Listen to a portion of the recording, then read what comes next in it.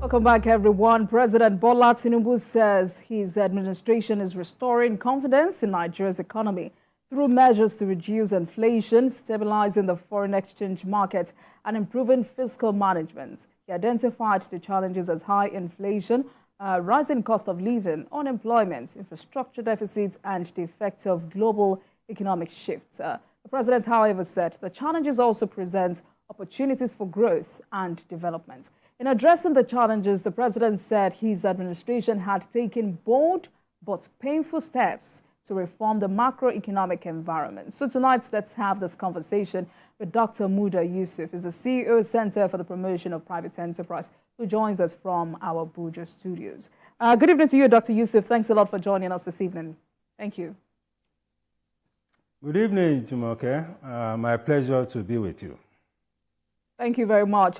You know, the task of putting Nigeria on the path to economic prosperity is enormous, but not insurmountable. Economists like you have said, it requires transformational and drastic changes.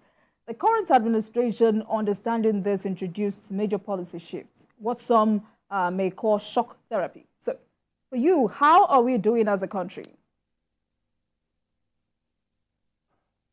Well, I think we are making some progress to the extent that we have initiated some very fundamental reforms, because we are dealing with an economic condition that has suffered several years of dysfunctionalities. And it will take some time to be able to redress some of these dysfunctionalities. For instance, if you take our oil and gas sector, for instance, for over a decade or even more, the refineries we have there had not functioned. And that has continuously put a lot of pressure on the fiscal operations of government. It has created very serious macroeconomic challenges over the years. Because if you look at the pressure on our foreign exchange, for instance, on our reserves, the biggest pressure is coming from the importation of petroleum products, which is an irony, because we are an oil-producing country. Mm. Then the oil and gas sector upstream has also suffered major setbacks. Again, this is a cumulative thing. Over the years, the situation with our oil and gas sector governance had deteriorated significantly.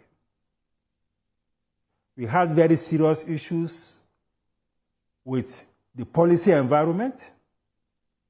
It took us almost 15 years to be able to come up with a Petroleum Industry Act, despite the series of complaints by investors in that sector. And that policy shortcoming was compounded by the problem of insecurity. The whole space became almost an ungoverned space, where there were all manner of atrocities, criminalities, theft, all manner of things were going on there. And here is a sector which is supposed to be a pillar of this economy, from the point of view of revenue and from the point of view of foreign exchange earnings. Then we had a foreign exchange environment that also suffers from very serious dysfunctionalities from a policy perspective. So many of these things had accumulated. We also had the problem of insecurity. Mm. So these are pressures that the administration inherited. And these are things that the reforms that the administration is dealing with is seeking to correct. But the challenge is that if you have a problem that had accumulated over almost 2 decades, you cannot correct it in 1 year. If you try to do so, it will put a lot of pressure on the citizens, which is what we are witnessing now. So the reforms are good. But we need to put it in context, and we need to recognize that the citizens can only bear so much in the process of the reform. So what we need to worry about at this point is how to reduce the social cost of the reform. Many economists were in favor of the reforms. But not many of us imagine that the cost of that reform from a social perspective will be as high as it has turned out to be. And that is what economics is. So, Dr. Economics is Yusus, social science. Are you in other words saying that the federal government was too hasty with some of its policies and so had caused or put so much pressure on government? No, well, something like that.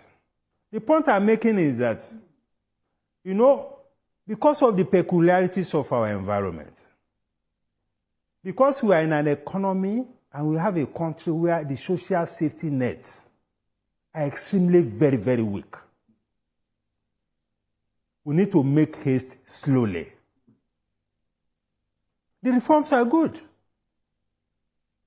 but the citizens can absorb only so much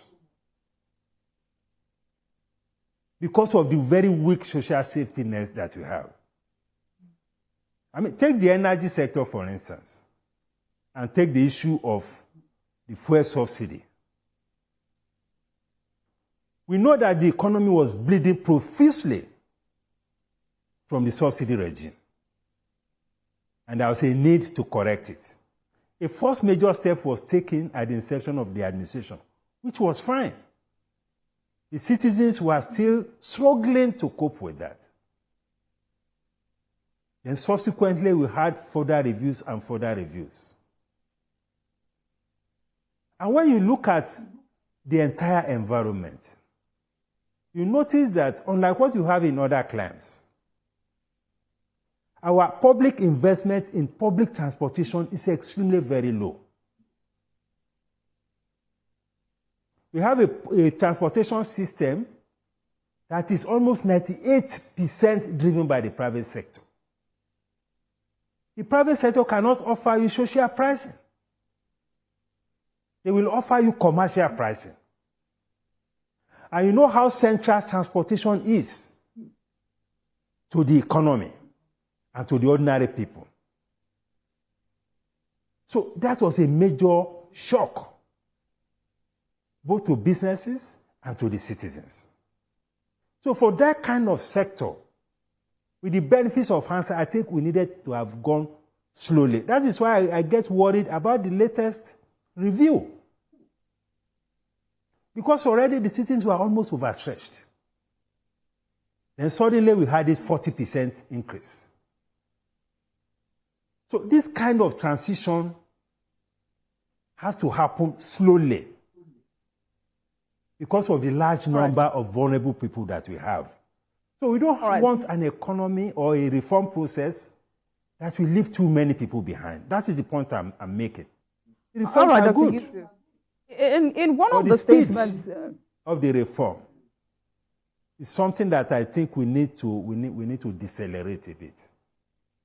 All right, Dr. Yusus. In one of the statements released by CPPE, I mean, you commended the federal government's application of fiscal policy measures to boost productivity of the Nigerian pharmaceutical manufacturing industries. And to be specific, you said fiscal policy measures have proven to be more impactful on real sector performance than monetary policy. But I'd like you to expatiate on the need for the federal government to arrest the deindustrialization of Nigerian economy by ensuring that local industries are protected from liberal trade policies. Yes. For me, I think that is the way to go. Because if you look at the policy responses to the economic situation so far, we have had a very large dose, even almost an overdose, of monetary policy intervention in the policy or in the economic environment. We saw how the tightening of monetary policy has squeezed the economy from a financial perspective. we saw what had happened to interest rates. And we know the implication of high interest rates for investment. We know the implication of high interest rates for job creation, for inclusion. Because we are gradually moving now to a point where major investors are being disconnected from the financial system or from the banking system. Because otherwise, how can an investor, say in the agricultural sector, go and borrow money from the bank at 30% or at 25%? It cannot work. How can a manufacturer go to the bank to borrow money at 25 or 30% for manufacturing investment? It cannot work.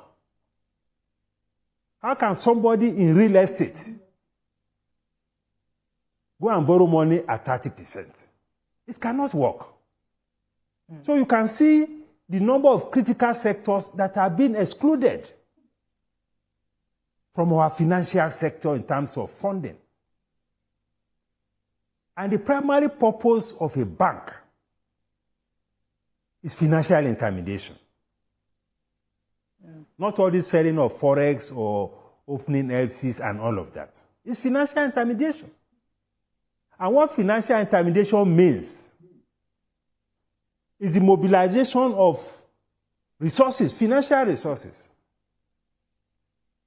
from the surplus end of the economy to the deficit end of the economy. Now you have a deficit end of the economy that requires a lot of funding. Financing gap in the SME space alone runs into trillions of naira. But how many people can take money at this kind of rate? And it's not only that the rates are high, the tenors are also very short. The best you can get in the financial or in the banking system is maybe a tenor of 2-3 years maximum. So these are shortcomings that we need to reckon with. Dr. These Yusus, are also evidence of market failure that requires government intervention. That is why we say in an economy, even in a market economy, in the best of market economies, we recognize the presence of market failure. And once you recognize market failure in any sector, in any segments of the economy, government intervention is imperative. So as we progress with the reform, we should identify things that the market cannot fix. But Dr. Yusus, this submission on high interest rates, does it contradict this recent statement by the Minister of Finance and Coordinating Minister of the Economy, Wale Edun, where he said that the financial sector grew by over 30% in the first half of 2024? Well, I don't think there is any major relationship as such between what I'm saying and what the minister said.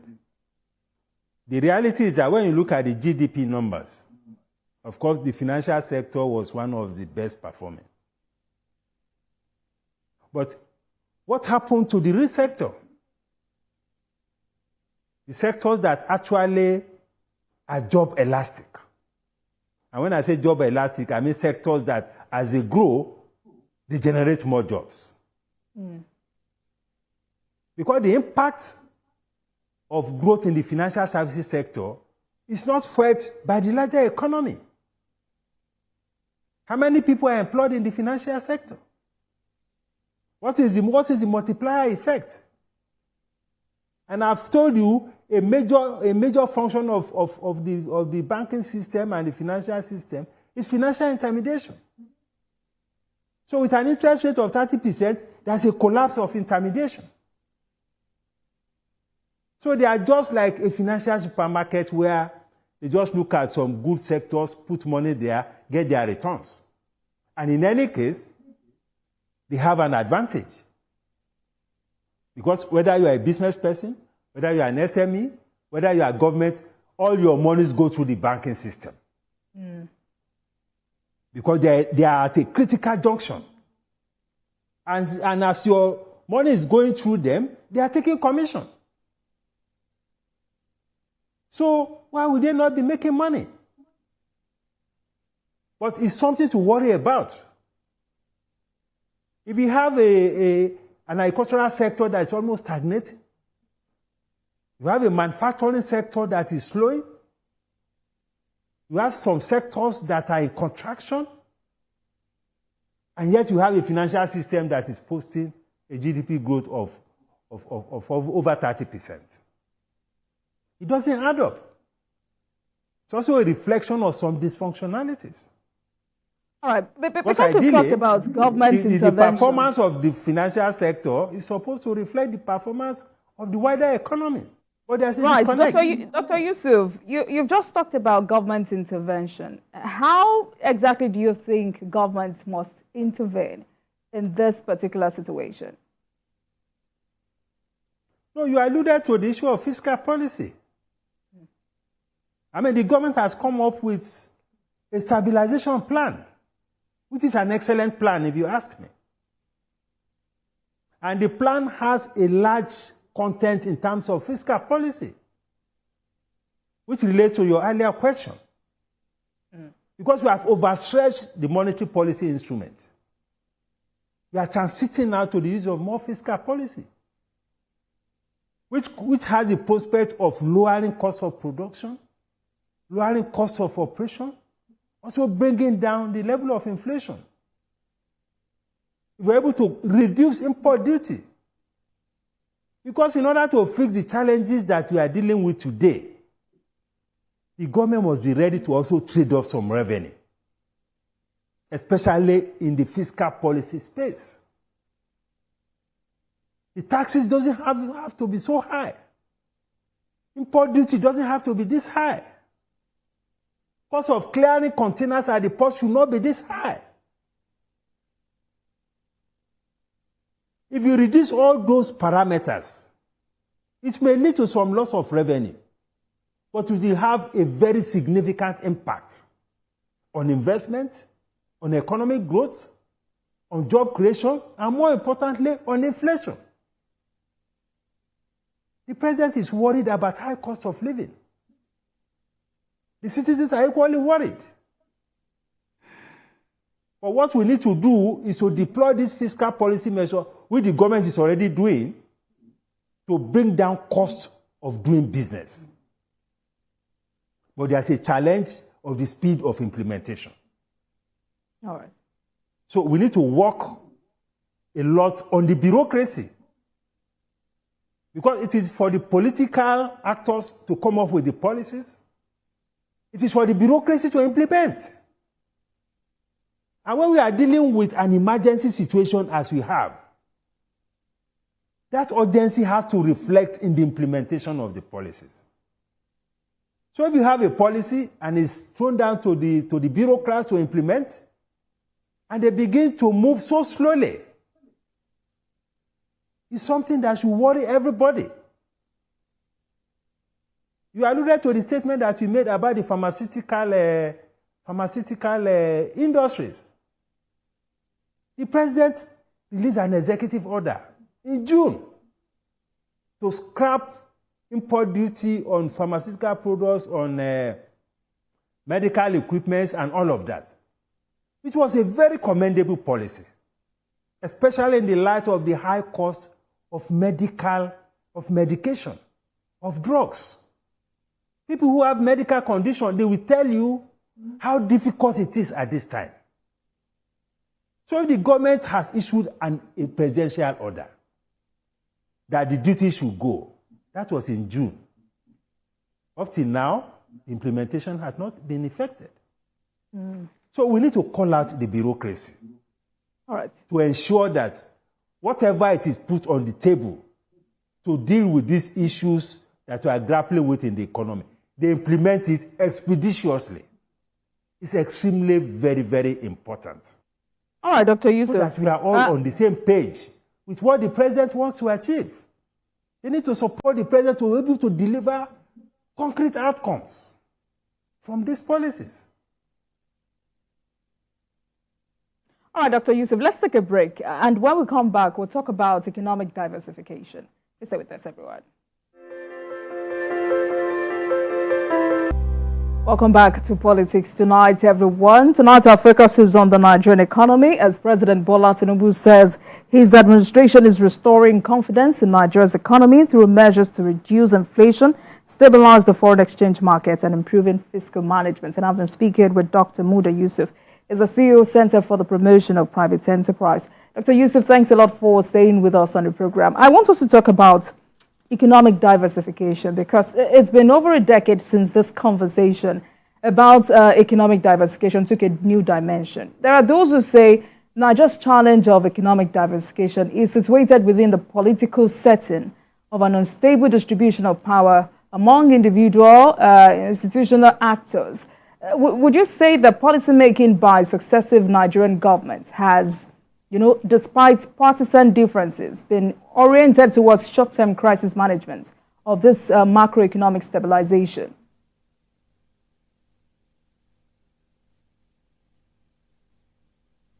Dr. Yusus, did you get my question? Yes, I got it. The issue of economic diversification is a function of the environment that we create. An economy gets the kind of investment that it deserves. If you create an economic environment where buying and selling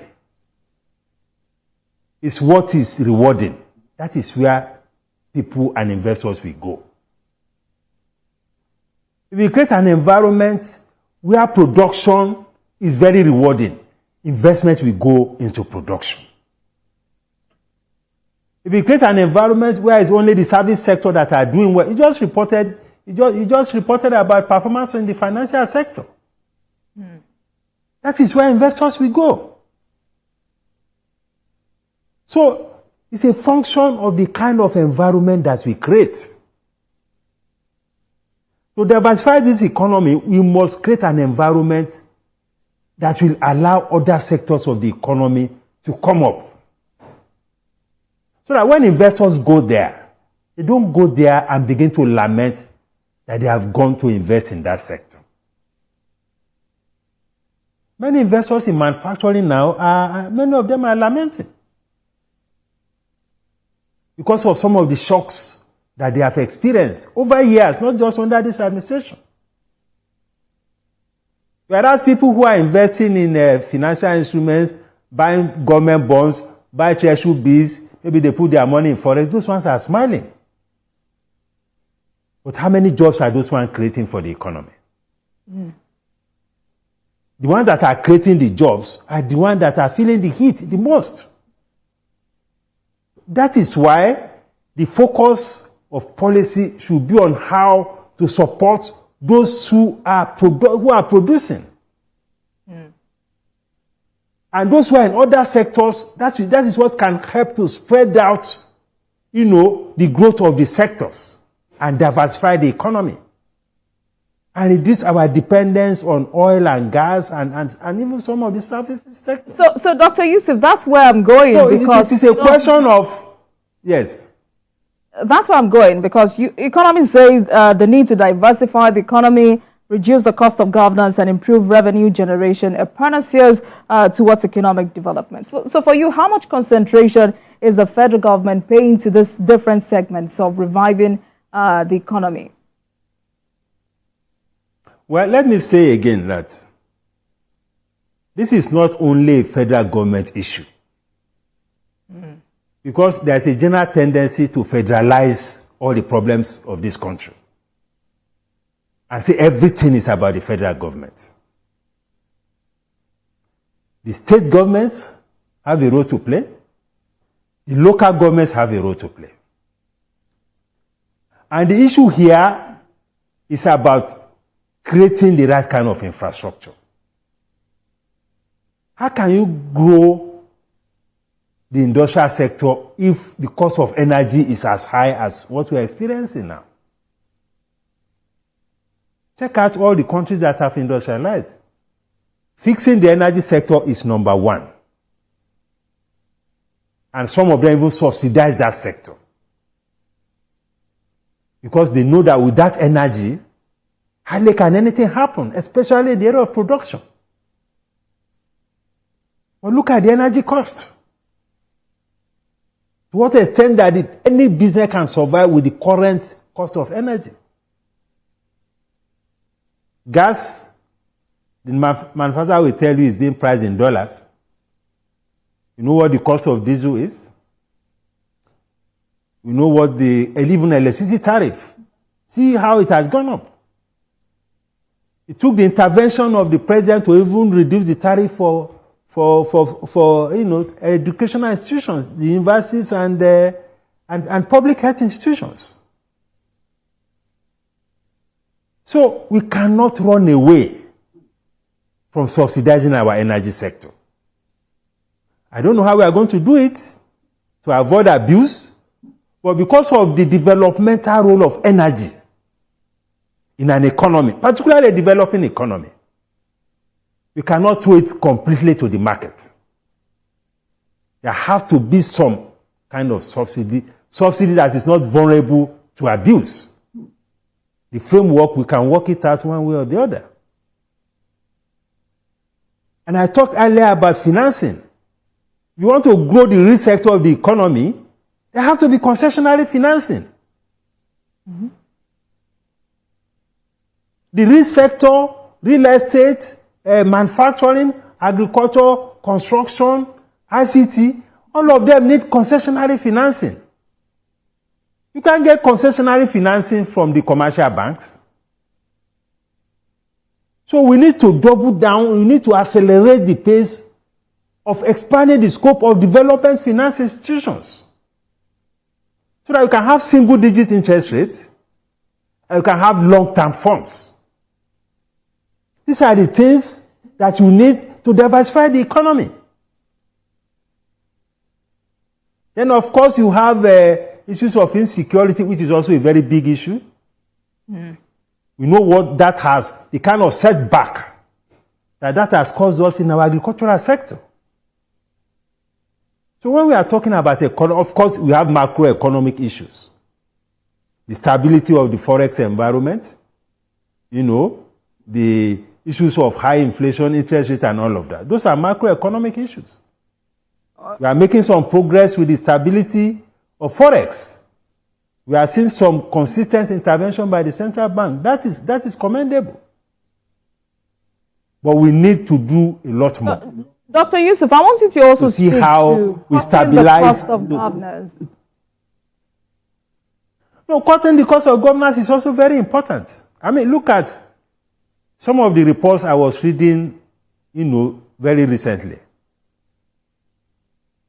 When you have a ministry, maybe airspace or something, and you have some very strange content in their budget. Budget headings that are completely unrelated to the function of that ministry or that parastatal. I mean, how do we defend that? That kind of thing should not be allowed to happen. If you want to set aside a budget, separate budget for constituency projects, let us do it separately. We should not, in the name of constituency project, be throwing projects into all sorts of ministries. It's not good. It's not good for our reputation. And it can be very embarrassing. I've read a couple of that in the last 1 week. Constituency project, by the nature of our own democracy, is not an entirely bad idea. Because for the citizens, what they see as the benefit to them for the democracy are the projects that you bring to the community. In my village, we had a representative in the National Assembly. As far as they are concerned, the only benefit he had brought to the community was the borehole. He brought about 5 or 6 boreholes to the community. All right. That is the value they see in the representation. It's not the debate that the man is contributing in the National Assembly. It's not the number of bills that is passing. It's what is physical that they can see. It could be borehole, it could be health centers, it could be roads. That is our own democracy. Dr. Yusus, for goodness sake, let us separate the budget for constituency projects from the budget of the mainstream MDAs. This idea of throwing all manner of assorted projects into MDAs, but it's not good at all. We have to review it. Also, is Nigeria's public debt a point of concern for you? I mean, recently there was a statement released by Musa, who is the chairman of the African Union Commission. He said that debt relief is an urgent imperative for many African states to give them vital economic breathing space. So, do you think Nigeria needs to seek some form of debt relief to free up more resources for national development? Well, I think so, because the burden of debt, our debt now is, I think, close to 121 trillion or so. That burden is huge. And when you look at the cost implication of servicing those debts, it deprives the economy of investment in some very critical infrastructure. And sometimes it could be very suffocating. So it is not out of place for us to seek relief where we can get the reliefs. It's not out of place. But the good thing so far is that we have been seeing a recalibration of the distribution of the portfolio of debts. Because if you look at our external debt, the bulk of it are multilateral debts, which is about, I think, 40% or 45%.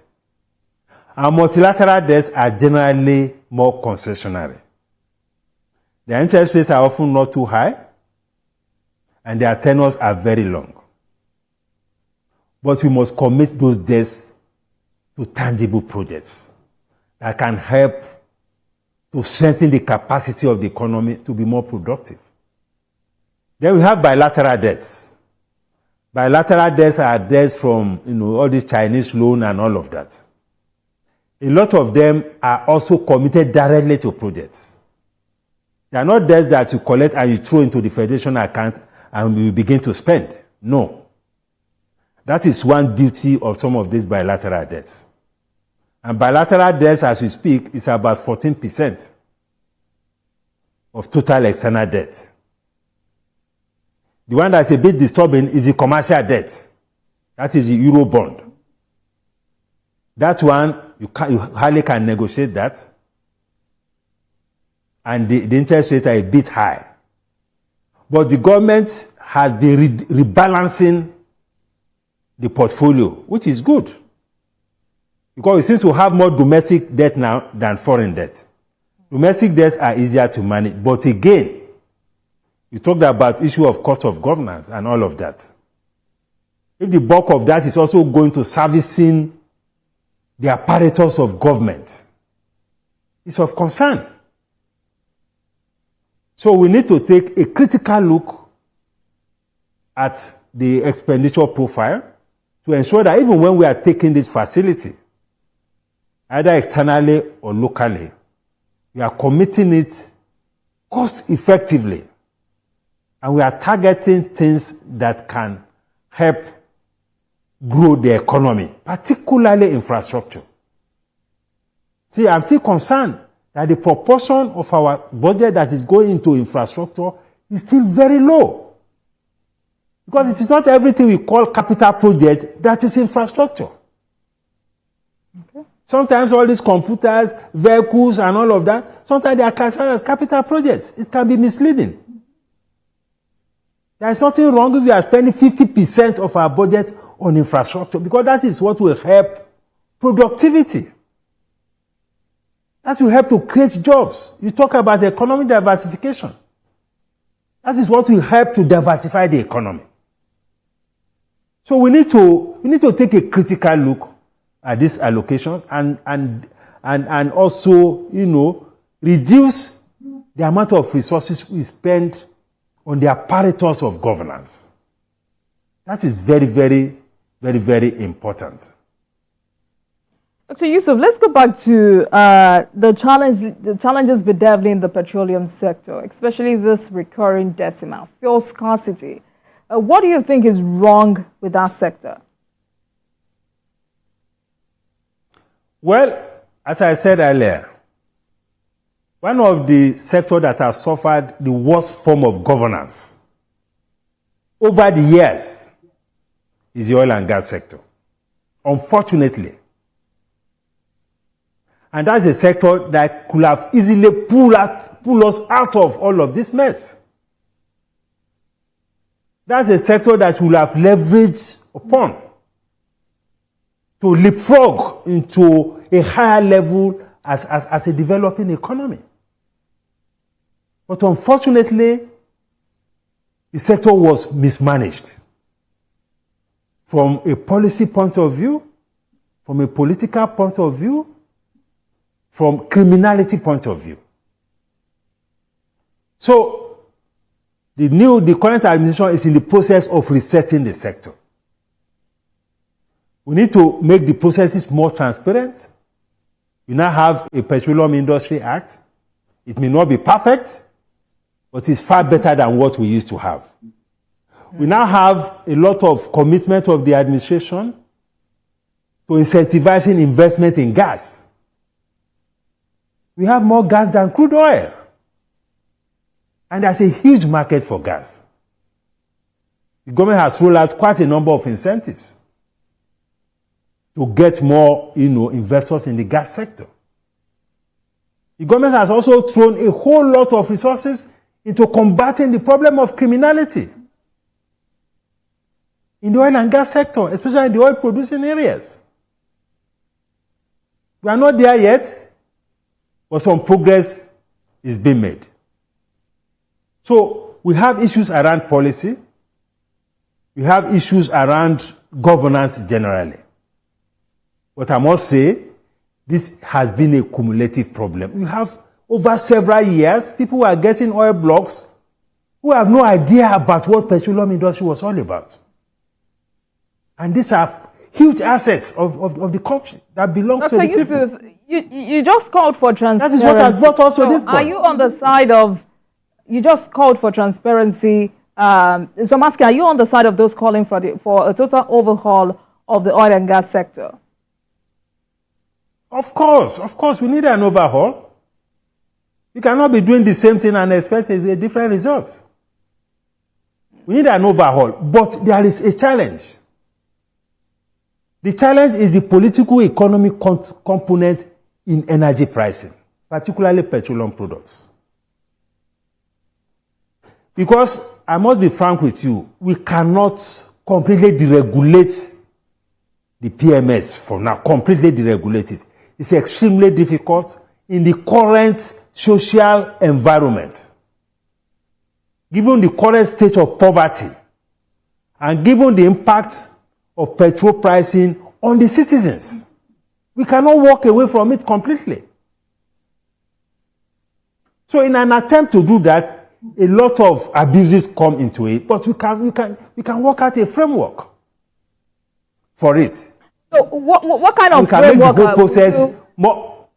Dr. Yusus, what kind of framework would you advise the government to put together? Because, overhaul, the sentence overhaul is now sounding very generic and quite cliche. Now, when we talk about overhaul, the issue of management of the place. That is one issue. We need to ensure that we put in place a management that will be more transparent or can increase the level of transparency. Secondly, we need to disconnect the political players as much as possible from the sector, so that the sector can run professionally. We need to reduce the influence of bureaucrats on the sector, so that the sector can run professionally. Then the political economic component of it. If you had to set aside a budget for subsidy yearly that will cap at a particular level, that, okay, this year, this is our subsidy budget, we are not going to go beyond it. We can designate some stations. It could be NNPC stations. And say for this year, we are budgeting 2 trillion. such that for those stations, they will not sell fuel maybe more than 500 naira. Of course, there will be a long queue there. But those who will go and queue are not the elites. They are not the people who are using the kind of SUVs that you see, the modern SUVs. They will not go and queue. This one can go and buy at the market price. But let's create a window for the vulnerable segments. To say that if you are coming to this station, first, you are not buying jerry cans. Second, we are not selling more than 30 liters for you, but we are selling at maybe 500 naira. That is government intervention for the vulnerable segments. And for people who are struggling, they don't mind to queue for 5 hours to be able to buy that kind of thing. We can have that all over the country. The state government can also designate some stations where they can sell subsidized fuel. It is the poor people that will go and queue. The big guys will not queue. All these managers and top guys in the banks or in the telcos, they will not go and queue. They don't have the time. So that way, we find a way to distribute. I mean, we could be more creative. But we have to restore quality governance into the oil and gas sector. We already have MOFI, Ministry of Finance Incorporated. They are doing some work aggregating government assets. But we need to insulate all of these things from political interference, from interference from the bureaucracy. That is the only way it can work. So that is the framework, that's the kind of framework I think we can put in place. I mean, look at what is happening with NLNG. After all, it's working well. They are giving dividends, they are very professional. You haven't had any serious scandal around them because they are professionally run. The same thing can happen with NNPC. If you create the right kind of governance framework. Right. Because of time, let's quickly talk about price stability. Because, CBN has deployed several monetary policy tools, an instrument to achieve price stability. But despite the deployment of these tools, the inflationary pressure has persisted. Are you on the same page with those who say to succeed, the CBN must independently pursue inflation goals? I mean, for most Nigerians, they do not understand what this means. What does this mean in a layman language? Well, it's inflation targeting, or inflation goal, as you put it. And the whole idea is to make sure that monetary policy instruments are focused to achieve reduction in inflation. That is what it means in layman's language. But we have been pursuing that policy for several years, even under the previous dispensation of the central bank. How much have we succeeded in bringing down inflation? The key drivers of inflation are issues of cost. Increasing or reducing or increasing interest rate is not going to bring down the cost of diesel, the cost of gas, the cost of transportation. It's not going to bring down the cost of your clearing of cargo at the port. It's not going to bring down your import duty that you are paying. All of these things are fueling costs and they are fueling inflation. So there's a limit to which we can depend on these CBN instruments. As I said earlier, we have overstretched these monetary policy tools. And that is why I'm glad about what the government is doing by transiting to the use of fiscal policies. But we need to expedite that. Fiscal policies to reduce taxes in some critical sectors, to waive VAT, to reduce import duty, so that the costs at which entrepreneurs are getting their inputs will be reduced. And invariably, this will transmit into lower costs of goods and services. That's, for me, I think, is the way to go. Thank you so much for another eye-opening conversation. It's always a pleasure speaking with you on the state of the economy. Thank you so much. Dr. Yusuf is the CEO. Thank you very much, Jumoke. It's my pleasure. Private enterprise. Thank you so much for speaking with us tonight, sir.